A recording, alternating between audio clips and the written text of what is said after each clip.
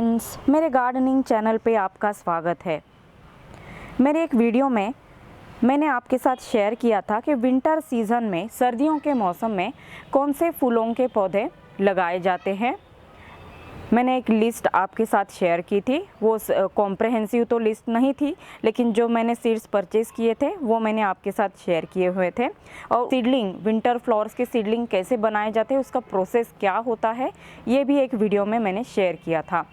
तो आज मैं आपके साथ ये अपडेट शेयर करने वाली हूँ, जिसमें हमने जो 25 डेज़ पहले हमने डेज़ी के और पिटूनिया के दोनों के सीड्स इस प्लांटर में सो किए थे। ये रेक्टेंगुलर प्लांटर मैंने यूज़ किया था, सो मैं बल्क अमाउंट में उसके सीडलिंग बना पाऊँ, इसलिए मैंने बड़ा ये प्लांटर लिया था। तो उसका अपडेट मैं शेयर करने वाली थी। तो इस साइड मैंने सो किए थे डेज़ी के सीड्स और इस साइड मैंने सो किए थे पिटूनिया के सीड्स। लगभग आज 25 दिन हो चुके हैं, ये सीडलिंग 25 दिन पुराने हो गए हैं। और आज मैं आपके साथ शेयर करने वाली हूँ कि ट्रांसप्लांट, ये जो सीड्स से हम सीडलिंग तैयार करते हैं, उन्हें हम ट्रांसप्लांट कैसे करते हैं, सही टाइम क्या रहता है, उसकी प्रोसेस क्या रहती है ट्रांसप्लांट करने की, ये बारे में हम बातचीत करने वाले हैं। तो ये जो आप देख रहे हैं, ये है ये प्लांट और ये सीडलिंग जो है, ये इसने इंक्लूड किया हुआ है इस प्लांटर में। ये है गोम्फ्रेना का सीडलिंग। समर सीज़न में मैंने गोम्फ्रेना सो किए थे, मेरा वीडियो भी है गोम्फ्रेना के ऊपर। एक बहुत ही खूबसूरत लो मेंटेनेंस पौधा है, बहुत ही खूबसूरत फूल आते हैं। तो ये शायद गोम्फ्रेना का फ्लावर इसमें गिर गया होगा और उससे ये सीडलिंग तैयार हो गया है। और तो ये आप कंफ्यूज मत कीजिए, ये गोम्फ्रेना है और ये डेज़ी है और ये है पिटूनिया। चलिए आपको क्लोजअप व्यू दिखाते हैं इन सीडलिंग्स का। जब हम सीड्स सो करते हैं तो पहले 2 लीव्स उनको आते हैं, वो ट्रू लीव्स नहीं रहती हैं। तो उसके बाद जो दो लीव्स आते हैं उसको ट्रू लीव्स कहते हैं। और मेरा ये तरीका है और मेरा ये एक्सपीरियंस है, तो इस सीडलिंग में आपको वो क्लियरली दिख जाएगा। तो ये देखिए, ये है पत्ते, ये जो है ये पहले पत्ते जर्मिनेट हुए हैं और उसके बाद ये ट्रू लीव्स आना चालू हो जाता है। तो जब इन सीडलिंग्स पे 2 ट्रू लीव्स आते हैं तब मैं उन्हें ट्रांसप्लांट कर देती हूँ। वैसे मेरा एक्सपीरियंस ये है कि जितने जल्दी हम ट्रांसप्लांट करेंगे ट्रू लीव्स आने के बाद, उतना ही उनका सर्वाइवल का चांस ट्रांसप्लांटिंग के बाद ज़्यादा रहता है। तो जब भी आप सीड से जर्मिनेट करते हो तो कुछ पौधे ज़्यादा ही बना लीजिए, कुछ सीडलिंग ज़्यादा ही तैयार कर लीजिए, क्योंकि ट्रांसप्लांट के बाद ऐसे गारंटी नहीं रहती है कि सभी सीडलिंग नए कंटेनर में, नए प्लांटर में सरवाइव हो जाए। तो इसलिए ये देखिए आप यहाँ कि डेज़ी का जर्मिनेशन रेट बहुत अच्छा था। जर्मिनेशन रेट सीड्स की क्वालिटी पे डिपेंड करता है। जितने फ्रेश सीड्स हो उतना ज़्यादा जर्मिनेशन रहता है, जर्मिनेशन रेट अच्छा रहता है और हेल्दी सीडलिंग बनते हैं। तो इस सीज़न मैं कम से कम 10 डेज़ी के प्लांट में ग्रो करूँगी। और इस साइड को ये जो हैं, ये पिटूनिया, कुछ सीडलिंग्स अभी बहुत छोटे हैं, कुछ का जर्मिनेशन अभी चालू हो गया है और कुछ को ट्रू लीव्स आ चुके हैं।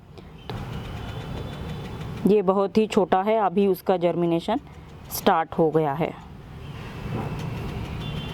तो जिनको ट्रू लीव्स आ चुके हैं, ऐसे पिटूनिया के सीडलिंग्स मैं ट्रांसप्लांट करूँगी। पिटूनिया के भी कम से कम 25 सीडलिंग्स यहाँ तैयार है। ट्रांसप्लांटिंग के लिए मैंने ये कंटेनर तैयार कर लिया है। ये एक वाइड ऐसा कंटेनर है, 20 इंच ऐसी इसकी यहाँ से लेंथ है और यहाँ से कम ये 12 इंच का है। तो ये जो कंटेनर है 25 लीटर्स का है। इसमें मैं डेज़ी के 3 सीडलिंग लगाऊंगी, 3 डेज़ी इसमें ग्रो करेंगे। अभी तो मुझे कलर्स का पता नहीं है कि कौन सा डेज़ी किस कलर का है, तो अगर वो अलग अलग कलर में हो गया तो वो बहुत ही ब्यूटीफुल दिखेगा। तो देखिए, पहले हम डेज़ी का ट्रांसप्लांट देखेंगे। ये जो है डेज़ी का सीडलिंग, ये मैं ट्रांसप्लांट करूँगी।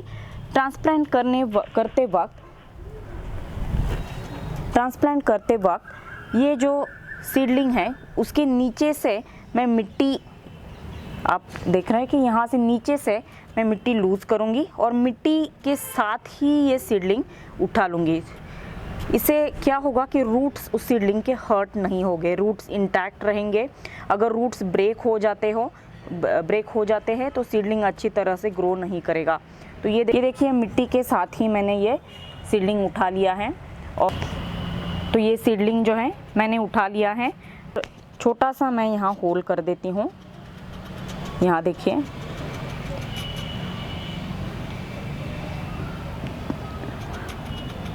और फिर मिट्टी टॉप अप कर देती हूँ।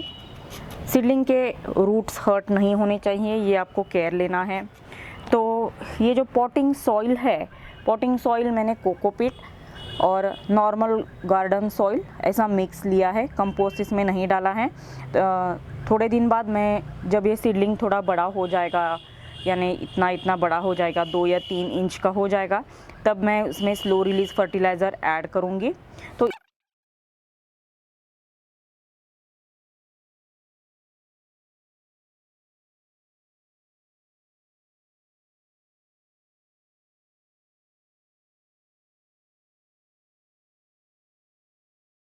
डेज़ी के तीनों सीडलिंग का ट्रांसप्लांट हमने सक्सेसफुली कर लिया है।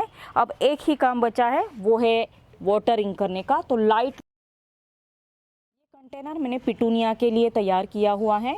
ये वाइड सा कंटेनर है, इसमें मैं 4 पिटूनिया के सीडलिंग ट्रांसप्लांट करूँगी। इसमें भी मैंने नॉर्मल गार्डन का सॉइल और कोकोपीट ये मिक्सचर लिया हुआ है। तो चलिए पिटूनिया के सीडलिंग्स निकालते हैं।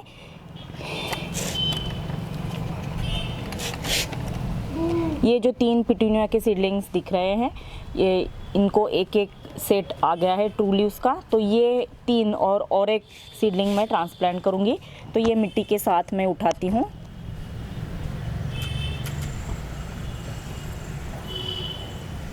तो ये देखिए रूट के साथ मैंने निकाला हुआ है। इस तरह से ये 3 मैं लगाऊंगी।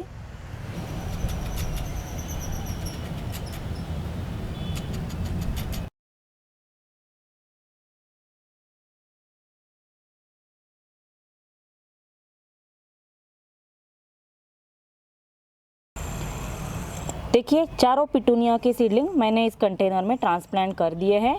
अब उसको मैं वाटरिंग कर दूंगी लाइटली।